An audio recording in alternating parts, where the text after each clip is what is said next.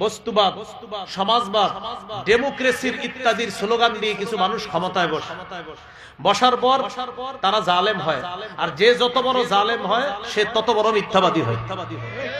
যে যত বড় জালেম হয় সে তত বড় কি হয়? মিথ্যাবাদী। স্লোগান বস্তুবাদ, সমাজবাদ, পুঁজিবাদ, ডেমোক্রেসি ইত্যাদি এই জাতীয় শিরকি স্লোগান দেওয়ার পর এরপর ক্ষমতায় বসার পর জালেম হয়। আর যত বেশি জালেম হয় তত বেশি মিথ্যাবাদী হয়। এমনকি চোখের পানিও ছেড়ে দেয়। মিথ্যা কথা বলতে গিয়ে কি করে চোখের পানিও ছেড়ে দেন। আর মনে রাখবেন, চোখের পানি আসা মানে যে উনি পীর সাহেব হয়ে যাবে এরকম না। কোরআনে আসে মিথ্যার কান্নাও যে আছে।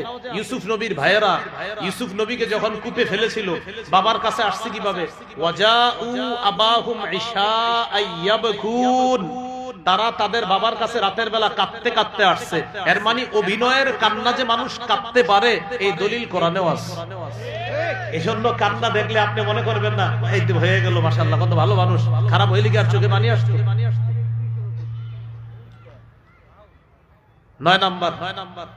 9 নাম্বার ডেমোক্রেসি, বস্তুবাদ, সমাজবাদ ইত্যাদির স্লোগান দিয়ে কিছু মানুষ ক্ষমতায় বসে জালেম হয়। আর যে যত বড় জালেম হয় সে তত বড় কি হয়? মিথ্যাবাদী হয়। এবং তাদের ভাবসাব এমন থাকে যে আমারে মনে হয় সরানোর মতো কেউ নাই, আমারে ফালানোর মতো কেউ নাই। এই কথা, এই ধারণা, এটা চূড়ান্ত মিথ্যা কথা।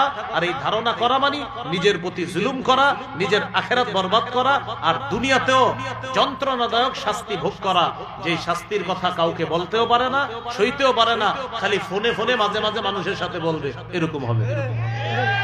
সহিহ বুখারীর বর্ণনা 4686 নম্বর হাদিস। قال رسول الله صلى الله عليه وسلم, রাসূলুল্লাহ সাল্লাল্লাহু আলাইহি সাল্লাম বলেন, ইন্নাল্লাহা লা ইউমলি লিয-যালিম, আল্লাহ তাআলা জালেমদেরকে ঢিল দেয়। হাত্তা ইযা আখাযাহু লাম ইউফলিতহু, যখন ধরেন তখন আল্লাহ আর ছাড় দেন না। নবীজি কোরআনের একটা আয়াত তেলাওয়াত করলেন, ওয়াকাযালিকা আখযু রাব্বিকা ইযা আখাযাল কুরা ওয়া হিয়া যালিমা, আপনার রবের পাকড়াও এমনই, যখন তিনি কোন জালেম সম্প্রদায়কে পাকড়াও করেন তখন আপনার রবের পাকড়াওটা খুব মজবুত হয়। ইন্না আখযাহু আলীমুন শাদীদ, আল্লাহর পাকড়াও আলীমুন পীড়াদায়ক, শাদীদুন কঠিন। দুইটা মিলে আমরা বলি আল্লাহর পাকড়াও কঠিন যন্ত্রণাদায়ক, কঠিন পীড়াদায়ক। যেই পীড়াদায়ক যন্ত্রণার কথা বলতেও পারবেন না, সইতেও পারবেন না, শুধুমাত্র মাঝে মাঝে ফোনে কার কার সাথে শেয়ার করতে পারবেন, এছাড়া কোনো উপায় থাকবে না। তো আল্লাহ যখন ধরবে তখন কিন্তু আল্লাহ তাআলা ছাড়বে না।